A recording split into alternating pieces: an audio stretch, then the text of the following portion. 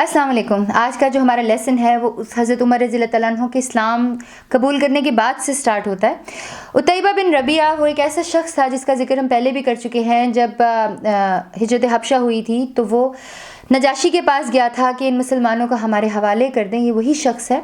یہ اپنے لوگوں کے اندر بہت علم والا سمجھا جاتا تھا, بڑا عالم فاضل سمجھا جاتا تھا, اس لیے لوگ اس کی بات سنتے تھے, مانتے تھے. تو ایک دن اس نے لوگوں سے کہا کہ میں محمد صلی اللہ علیہ وسلم کے پاس جا کر ان کو ایک دو آئیڈیاز دیتا ہوں, ہوپ فلی وہ میری بات مان جائیں. تو لوگوں نے کہا ٹھیک ہے جاؤ. ہمارے نبی کریم صلی اللہ علیہ وسلم جو ہیں وہ نماز پڑھ رہے تھے مسجد حرام کے اندر. تو یہ آیا اور ہمارے نبی کریم صلی اللہ علیہ وسلم سے کہا کہ بھتیجا میں تم سے کوئی بات کرنا چاہتا ہوں. تو ہمارے نبی کریم صلی اللہ علیہ وسلم نے کہا کہ بتائیے. تو اس نے کہا کہ تم ہمارے معبودوں کے اندر نکتہ چینی نہ کرو, ہمیں ہمارے مذہب پہ چلنے دو. تمہیں کیا چاہیے؟ تمہیں مال چاہیے تو میں تمہیں بہت زیادہ مال و دولت دے دیں گے. اگر تمہیں عزت اور مرتبہ چاہیے تو ہمیں سردار بنا دیں گے, کوئی فیصلہ بھی تمہاری مرضی کے بغیر نہیں ہوگا. تمہیں بادشاہ چاہیے تو ہم تمہیں عرب کا بادشاہ بنا دیں گے, اور اگر تم پر کوئی جن بھوت آتا ہے, تم پہ کسی آسیب کا سایہ ہو گیا تو ہم بہت پیسے خرچ کریں گے. وہ حضرت جبرائیل علیہ السلام کو کہہ رہے تھے. تو انہوں نے یہ ساری پیشکش کی. ہمارے نبی کریم صلی اللہ علیہ وسلم نے بہت خاموشی سے ان کی بات سنی, اور یہ چیز ہمیں بھی سیکھنی چاہیے. کوئی بات ہماری فیور میں ہو یا نہ ہو, ہمیں بہت خاموشی سے اور احترام سے پہلے اس کی بات سننی چاہیے. یہ میرا خیال ہے مجھے سب سے پہلے آتا ہے, کیونکہ مجھے جب نظر آتا ہے کہ اگلا بندہ جو ہے وہ ایک لاجیکل بات کر رہا ہے اور وہ اس کی بات کا مطلب یا مصرف نہیں ہے, تو میں اس کے اوپر اس کی بات ختم کرنے سے پہلے ہی چڑھ دوڑتی ہوں. یہ نہیں کرنا چاہیے. ہمارے نبی کریم صلی اللہ علیہ وسلم نے جب بات ختم ہو گئی عتیبہ کی, جس کا نام ابو الولید بھی تھا, تو کہا کہ بات ختم ہو گئی. اس نے کہا ہاں ختم ہو گئی. تب ہمارے نبی کریم صلی اللہ علیہ وسلم نے فرمایا کہ اچھا اب میری بات سنو, اور سورہ حام میم کی 1 سے لے کر 5 آیتوں کی تلاوت کی, جس کا ترجمہ یہ ہے. حام میم یہ رحمان اور رحیم کی طرف سے نازل کی ہوئی ایسی کتاب ہے جس کی آیتیں کھول کھول کر بیان کر دی گئی ہیں. عربی قرآن ان لوگوں کے لیے جو علم رکھتے ہیں بشارت دینے والا اور ڈرانے والا ہے, لیکن اکثر لوگوں نے اعراض کیا, وہ نہیں سنتے اور کہتے ہیں کہ جس چیز کی طرف تم ہمیں بلاتے ہو اس کی طرف سے ہمارے دل پر پردہ پڑا ہوا ہے. رسول صلی اللہ علیہ وسلم یہ پڑھتے جا رہے تھے, اور اس کے بعد جب سجدے کی جگہ آئی تو آپ صلی اللہ علیہ وسلم نے سجدہ کیا اور بولا کہ اب تم جا سکتے ہو. عتبہ اٹھا اور اپنے دوستوں کے پاس گیا. جب انہیں دیکھا تو انہوں نے کہا ابو الولید جب تم گئے تھے تو تمہارے چہرے کا رنگ اور تھا, اب تم آئے تو اور ہے. تو اس نے کہا دیکھو جو میں سن کر آیا ہوں وہ کسی شاعر کا کلام نہیں ہے, اس شخص کے اندر تو کوئی تو ایسی بات ہے. تو اس پر لوگوں نے کہا کہ ابو الولید لگتا ہے تم پر بھی اس کی زبان کا جادو سوار ہو گیا ہے. حالات جو تھے وہ بدل رہے تھے, لیکن ابو طالب جو تھے وہ پریشان تھے, کیونکہ ہمارے نبی کریم صلی اللہ علیہ وسلم پر ڈیفرنٹ قسم کے اٹیکس ہو چکے تھے. جیسے کہ سب سے پہلے تو وہ خود ابو طالب کے پاس آئے کہ اپنے بچے کو ہمارے حوالے کر دو, اور اس کے بدلے میں انہوں نے عمارہ بن ولید کو بھی آفر کیا ان کو. اس کے بعد ابو جہل نے ایک پتھر لے کر ہمارے نبی کریم صلی اللہ علیہ وسلم کو نعوذ باللہ قتل کرنے کی کوشش کی. عقبہ نے چادر لپیٹ کے گلا گھونٹنے کی کوشش کی, اور خطاب کا بیٹا جو ہے وہ تو تلوار لے کر ان کو قتل کرنے کے لیے پہنچ گیا. تو ابو طالب اپنے بھتیجے سے اپنے بچوں کی طرح پیار کرتے تھے, وہ گھبرا گئے تو ان کو سنگین خطرے کی بو محسوس ہونا شروع ہو گئی. اب سوال یہ تھا کہ انہیں کیا کرنا چاہیے. تو ابو طالب نے جب دیکھا کہ ہر طرف سے ان کے بھتیجے کی مخالفت ہو رہی ہے, تو انہوں نے اپنے جد اعلیٰ عبد مناف کون ہے؟ مناف جو ہیں وہ ہمارے نبی کریم صلی اللہ علیہ وسلم کے گریٹ گرینڈ فادر ہیں, یعنی کہ حضرت عبد المطلب کے ابو. تو ان کے جو خاندان تھے ان کو بولا اور ان کو دعوت دی, ہاشم اور مطلب, اور ان سے کہا کہ دیکھو کچھ بھی ہے وہ ہمارے قبیلے کا انسان ہے, اس کی حفاظت ہمارے پر ہے. اب یہ بات جو ہے عربی حمیت کے اندر آتی ہے. تو انہوں نے کہا کہ ہم آپ کا ساتھ دیں گے. کافر اور مسلمان سب مل کر ہمارے نبی کریم صلی اللہ علیہ وسلم کی حفاظت پہ مامور ہو گئے.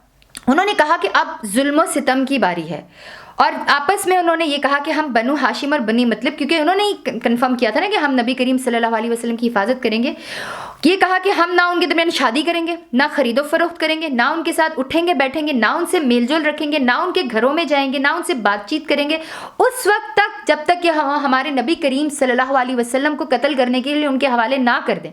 یعنی کہ یہ بہت ہی گھٹیا قسم کی اپروچ تھی ان کی. اور انہوں نے ایک صحیفہ بنایا. اب صحیفہ کا جو ورڈ ہے وہ کافی جگہ پر بڑے ڈفرینٹ معنوں میں لگتے ہیں. ادھر میں نے اس کا معنی جو ہے وہ کسی سے پوچھا, کیونکہ صحیفہ مجھے پتا تھا کہ شاید قرآن پاک کا صحیفہ جو ہے اس کو صحیفہ کہتے ہیں, لیکن نہیں. صحیفہ مینز معاہدہ, صحیفہ means a document and agreement. انہوں نے ایک صحیفہ لکھ کر جو ہے نا وہ خانہ کعبہ کے اندر لٹکا دیا کہ ہم ان خاندانوں کا بائیکاٹ کر دیں گے. ایک گھاٹی شیب ابی طالب کے اندر مسلمانوں نے اپنے آپ کو محصور کر لیا.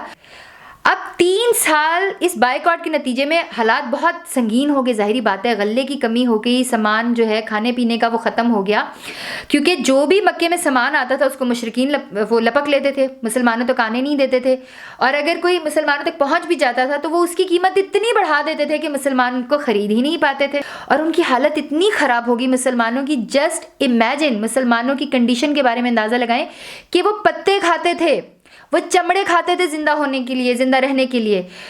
اب مسلمانوں کے جو بچے تھے یا ان کے جو اس گھاٹی کے اندر قید تھے, ان کی جو عورتیں تھیں, بچوں کی عورتوں کی رونے کی آوازیں دور دور تک آتی تھیں, اور ان کے قبیلے والے وہ لوگ جو انہیں جانتے تھے وہ یہ سب کچھ سن رہے تھے. 3 سال انہوں نے اس طرح کے گزارے.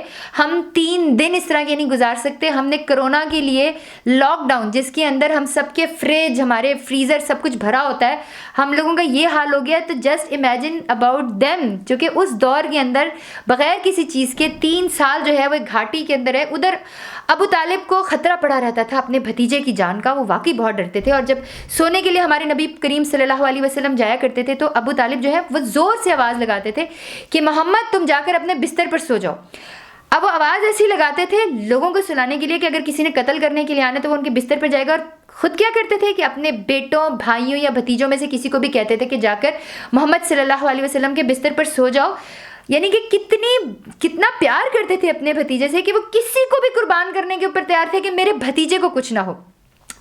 خیر, یہ جو محصوری تھی 3 سال جو شعیب ابی طالب والی گھاٹی کے اندر محصور رہے تھے, اس محصوری کے باوجود ہمارے نبی کریم صلی اللہ علیہ وسلم اور تمام مسلمان حج کے دنوں میں باہر نکلتے تھے اور لوگوں کو اسلام کی دعوت دیتے تھے. حالات تو یہ ہو گئے تھے کہ پورے 3 سال گزر گئے. پھر محرم 10 نبوی کو, اچھا نبوی کے بارے میں بھی لوگ مجھے بتا رہے تھے کہ نبوت کے بعد کے سال کو نبوی کہتے ہیں. جب نبوت کے 10 سال ہو گئے تو بارش کا پہلا قطرہ ہوتا ہے نا. اب یہ میں بتا ہوں, میں بہت چھوٹی سی تھی تو مجھے یاد ہے کہ میں نے اردو کے قاعدوں کی, آپ کو پتہ ہے چیزیں یاد ہی نہیں رہتی, ایک چھوٹی سی بارش کا قطرہ یاد رہے گی. تو ایک بارش کا قطرہ بنا, قبیلہ بنو عامر بن لوی کا حشام بن عمرو نامی ایک شخص تھا.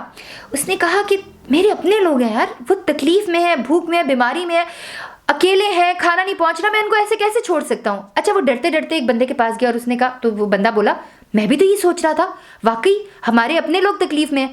پھر اس نے کہا لیکن ہم 2 لوگ کیا کریں گے.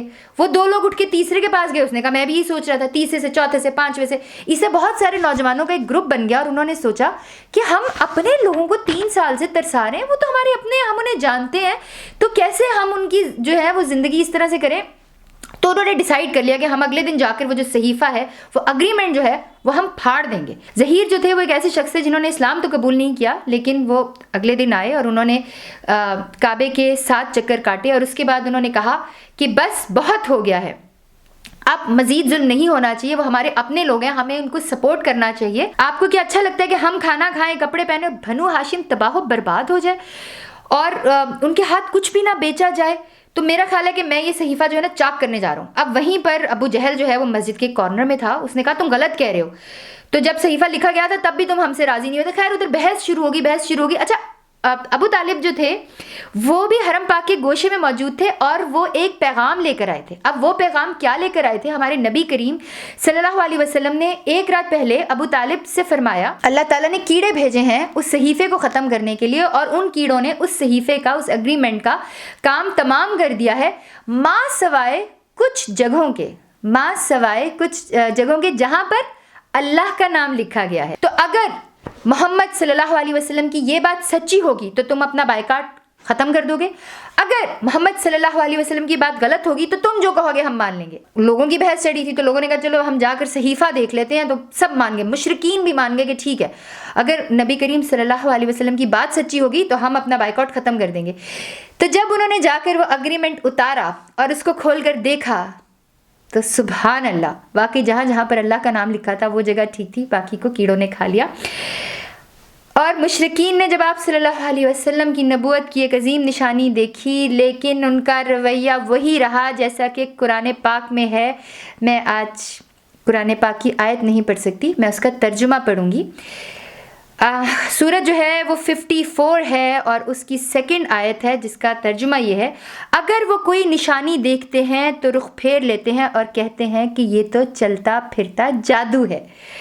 تو اس ٹائم پر بھی یہ وقت تھا کہ جو لوگ تھے وہ بات پہ یقین نہیں کرتے تھے. آج بھی یہی وقت ہے کہ لوگ بات پہ یقین نہیں کرتے. چنانچہ مشرکین نے اس نشانی سے بھی رخ پھیر لیا اور اپنے کفر کی راہ میں چند قدم اور آگے بڑھ گئے.